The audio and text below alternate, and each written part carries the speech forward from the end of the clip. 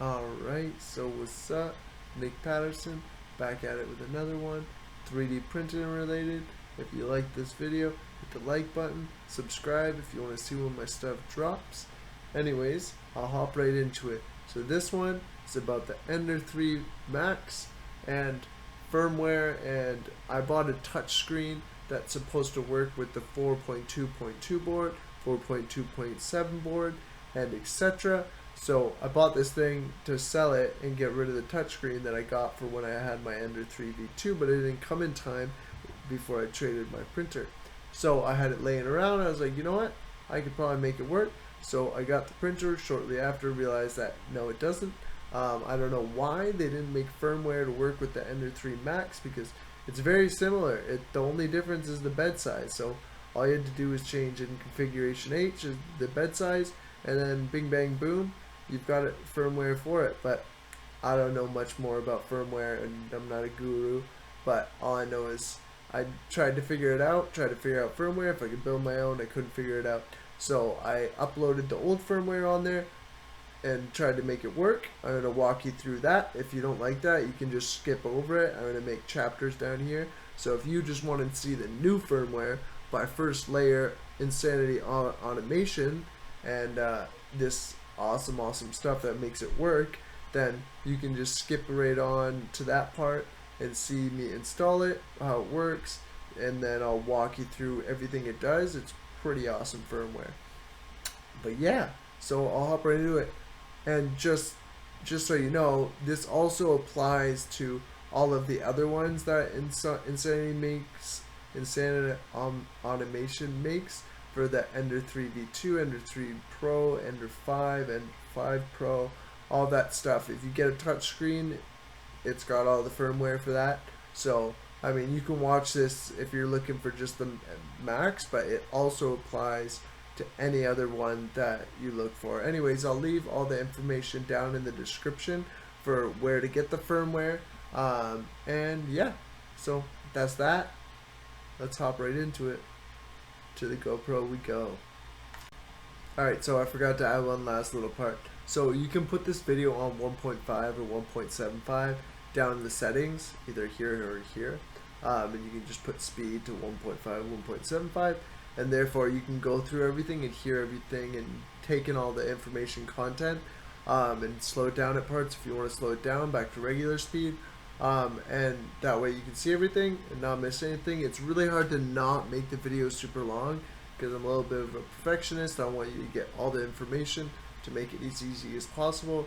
But anyways, hop right into it. Let's go to the GoPro. How it works and what it looks like prior to putting the new firmware I found. So yeah, so basically, if you had an SD card, you go to print, find those files, ready, it works. I mean, basically, you've got your move, which does move. I got the screen stuff still on it, so. Alright, so here it is with the touchscreen, Creality touchscreen on it. Right now I had it on the moving axis. So yeah, this is what it looks from the home page. Print, ready, setup, leveling, all that regular stuff. Shows you the temperature of the hot end, the bed, the percent of speed, your Z offset, etc. So yeah, so if you want to print, it's just that print stuff. And then you go to ready, you can move the axis, so it does move there, left, right. You can go all the way over to a point, that will stop there, up, down, left, right, Y, yep. So then you can go home. It will still use the cura touch to home it.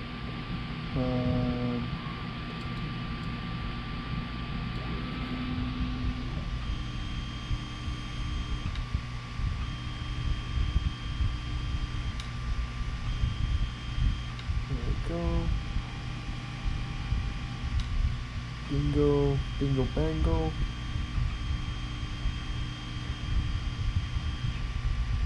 Yeah, and there's that. So we go back, feeding, return. So if you wanted to extrude or opposite of extrude, motor release. So then turn that off.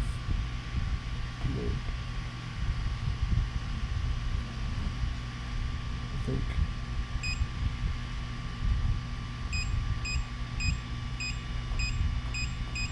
Okay, anyways, preheat PLA, preheat ABS, one-click cooling, etc.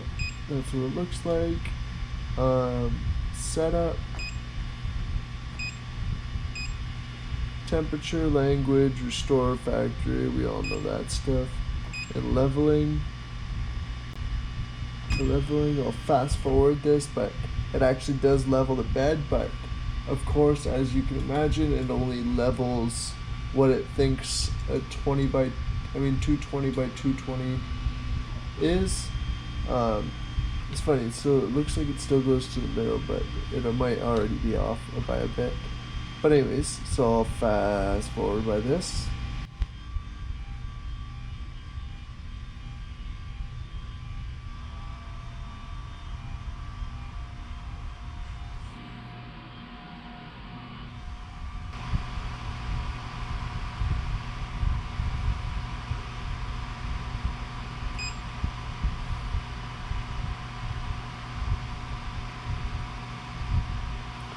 And yeah, and then we've just got our Z offset that you can set.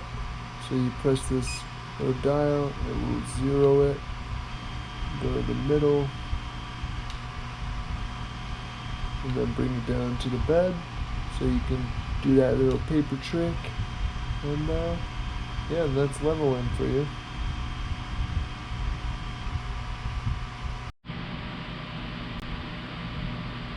Alright, so that was the whole leveling thing, and now that's basically it. That's the whole Creality firmware on an Ender 3 Max with the touchscreen. I mean, that's how it's going to act on any of the other Ender 3s. This is how it works on this one, and yeah, so now the fun part. So I found this new firmware that literally just got released yesterday, I believe, and no, I think it was this morning that it got loaded up.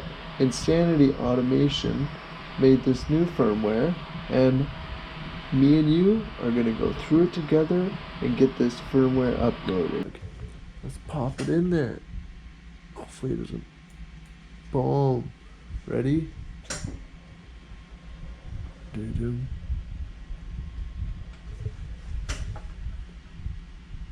Alexa, turn on third printer. Okay.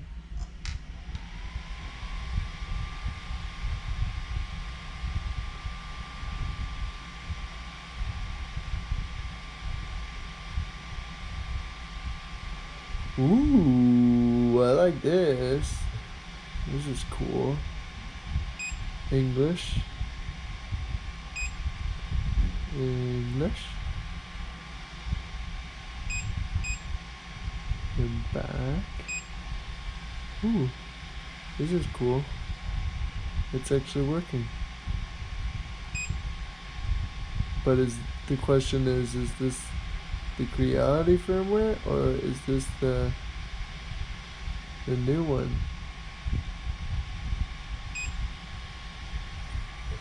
Let me get it closer.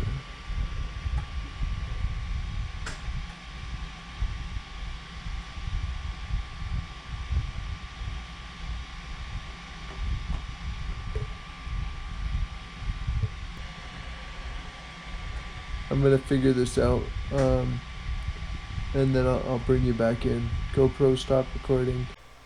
Alright, so as you can see, I came into a little bit of technical difficulties, because the thing was that with this new community firmware, you actually have to upload the firmware into the printer, and you have to upload firmware into the screen. You have to do that with some other community firmwares like the CR6 and stuff like that. It's just like that. I don't know how Creality did it where you just have to put the firmware in and it does both. But with this firmware, which is amazing firmware, what you have to do is with the printer firmware, it's just like any other printer firmware. You just get the file, of which I'll leave it down in the description, whether I'll make it a Google Drive folder or just leave the link down in the description with the little description. Anyways, so literally you just download it, you format the SD card, FAT32, put a default allocation, and yeah, and then you just throw the firmware on that, pop it in the printer, and it will do its thing. And you'll have that error if you do the printer firmware first, and then no worries. Just know that if it's not working right and you did it the way I did it, then you just have to do the touchscreen. Anyways, so now I'll walk you through how to do the touchscreen one. That one takes a little bit of walkthrough. I didn't really know how to do it, but I figured it out. I watched a couple other videos, like Teaching Tech and a few other ones to figure it out. So anyways, I'm going to walk you through it. Let's hop back on it.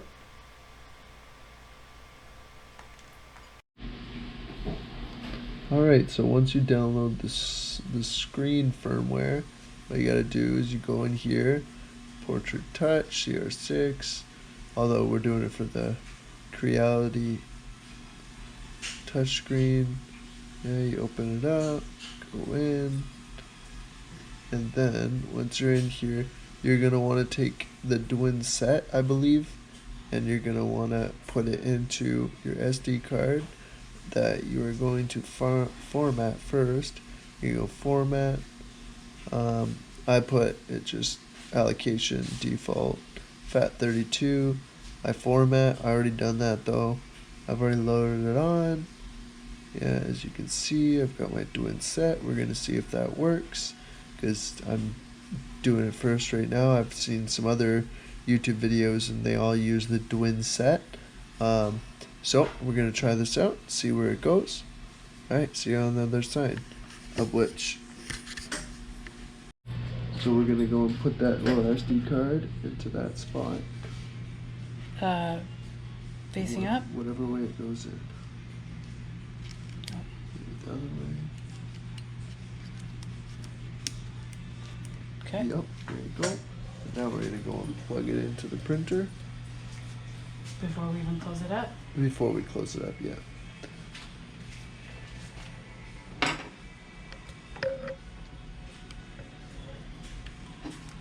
Okay. Yep, and then flip it over. GoPro, turn on third printer. Alexa, turn on third printer. Okay. It should run all. This is what it starts doing when I put just the Dwin set in. Starts doing that.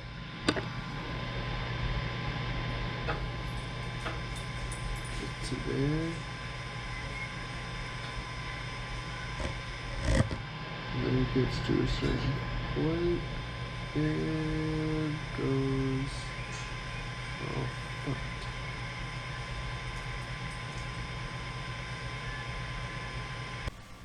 Alright, so as you can see, when you're updating the screen, it will go to that blue screen and start showing that it's downloading and updating things. But I guess the way it says done is by the way of doing this white, like speckly, just blank screen.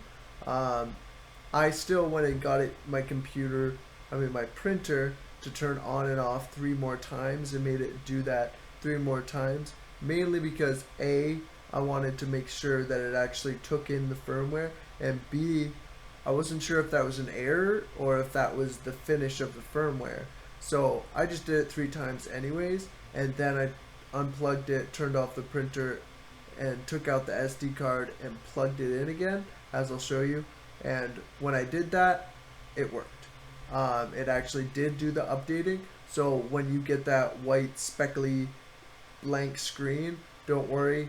I guess that just means it's updated the firmware, but I still recommend turning it off and on 3 times just to make sure it actually takes it in, or just after your first time take out the SD card and see if it worked. But anyways, I took that recommendation from Modbot. Anyways, let's hop back into it. Alright, so I just took the SD card out, flipped it around, and now let's see, even though we got that fuzzy little error, if it worked. Alexa, turn on third printer. Okay. Oh shit! What? It worked! Yeah! Boom! MP3 Max! So it's done! Alright, so now I'm going to flip it back and put it back together.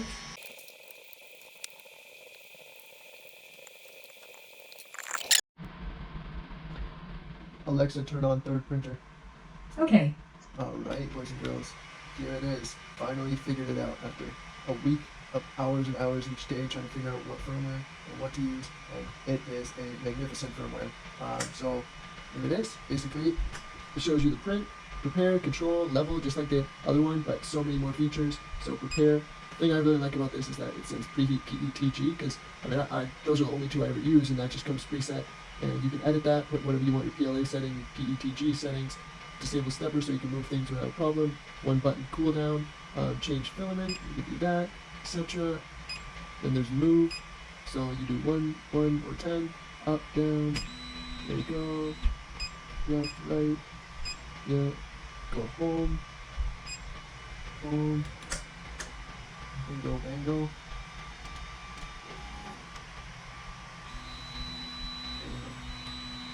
Shows you the nozzle temperature, the bed temperature, the speed, and your Z height. Yep, and that's that, etc. It's moving. There's all those. Now if you go into control, you can change your temperature, your movement settings, your risk settings, info. You can restore it. If you've got an LED on your printer, that's how you turn it on and off. You turn off the sound of clicking. And the MISC setting is pretty cool. You can turn on your power loss, your filament sensor. You can put it so that your screen brightness is whatever amount, screen standby so that it dims when you're not using it, screen standby brightness, etc. I turn it off, I always want the screen the brightest. Movement settings, all that stuff, advanced settings, all that stuff. There we go. And then temperature, cool things you can do PID tuning, which I did that. I did it all the way to 260 because this printer has all metal hot end. It's a nozzle temperature, preheat PLA settings, like you mentioned, PETG settings, because PETG is more common than AES now. And yeah, it's pretty freaking cool firmware. Honestly, I probably would have never went with the ME3D2 if I could do all this with this, because it's actually like a really nice size printer. Like it's a compact for a 300 by 340. And then yeah, so level, automatic bed leveling. You can do that, and you go basically there, and yeah, and you can do Z offset, run automatic bed leveling, and get this, because it's an Ender 3 Max, it does the whole thing. It doesn't stick out and only do 220 by 220. It does the whole thing. And the other cool thing about this firmware is it actually shows you on each point what point and how deviated it is, which is really cool. So, I mean, you don't really have to do the paper trick anymore. You just see what number it gives you and what corner is off. You just turn the dial a little bit, re-level it, it shows you exactly the number and how far off you are. Which, that's how I leveled it earlier, because obviously I'm quad, so it's not really easy to move the head around and basically use the paper trick. So I just did this, looked at the numbers, turn the dial a little bit, and yeah, away you go.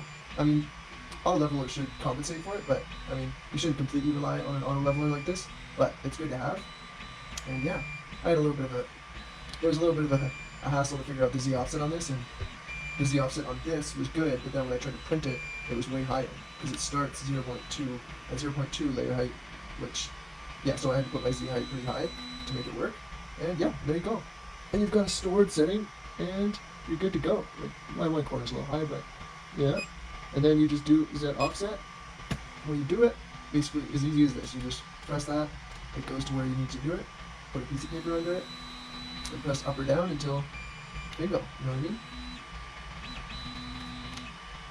Just like that. There you go. Piece of paper in there, side, until you're tight, and then try an bed leveling print, of which something really cool with this firmware is that it has this print test pattern. So you just put the nozzle in bed temperature and run that print. Anyways, also, basically, you can do this E-step calibration where it says the current E-steps, you put how much you want to extrude, filament mark at, the temperature, you run the extrusion, and it helps it, really makes it easy to E-step calibration, which is really cool. PID tuning, you can do the nozzle. Damn it, I didn't mean to do that. Anyways, I'm gonna skip over this. GoPro stop recording. Alright, back on that. So the coolest thing that like blew my mind when I started printing with my Raspberry Pi right here, because I hooked it up to that. SD card is not possible for me. Anyway, so Raspberry Pi hooked up to this. You know how whenever you hook up a Raspberry Pi to a printer and you run a print, it never shows it on the screen unless you have like a touch screen for the Raspberry Pi. But check this out. When you start a print on my Raspberry Pi, boom! What? It actually shows it on the screen what you're printing from the Raspberry Pi.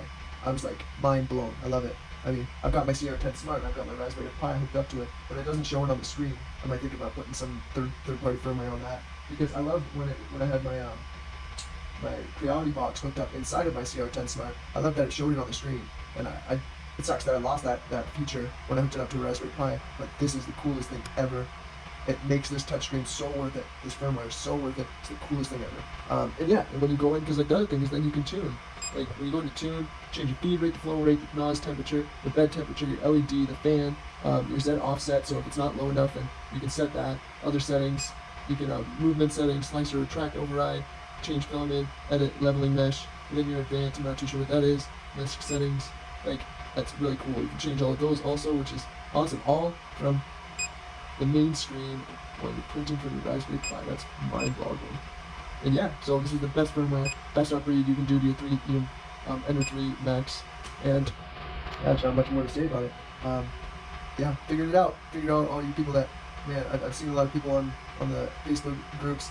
They kept buying this because it's supposed to work with a 4.2.2 board, but everyone started figuring out it didn't after purchasing. But I don't give up. I don't give up until we figure it out. So thank you, Insanity Firmware. Insanity Automation. They're the ones that made the firmware, made it work with the Ender 3 Max touchscreen version with bed leveling. Boom. Anyways, that's that. I'll take a picture of what it looks like after the print finishes because it gives you a confirmation print done, it's how long it took, and yeah. Halfway through. Alright, so this is what it looks like after a print. It gives you a little detailed summary, how long it printed for, and it's printing from the Raspberry Pi, etc. A little print, bingo bango. Yeah, it's a really cool printer. Well, at least now it is. And then press exit, takes you back to the home screen. Boom.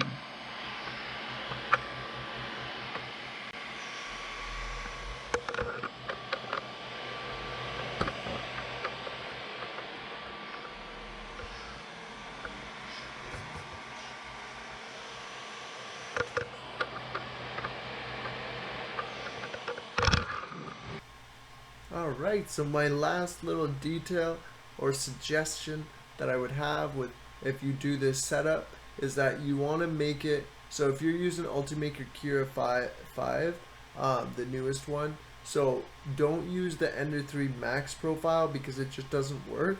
For some reason, it will just print in this one corner. Yeah, I think it starts from this side. Yeah, this one little corner just goes round and round and round. It's really weird. It just doesn't print. So if I put it in the far corner over here, it still only prints here.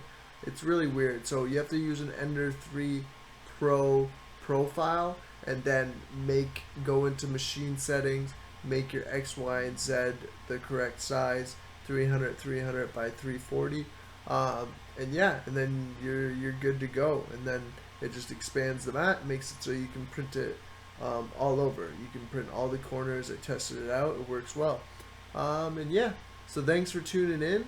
Oh, one last little thing. You want to put in the code that pulls in the auto leveling mesh, and that code is M420S1, I believe it is.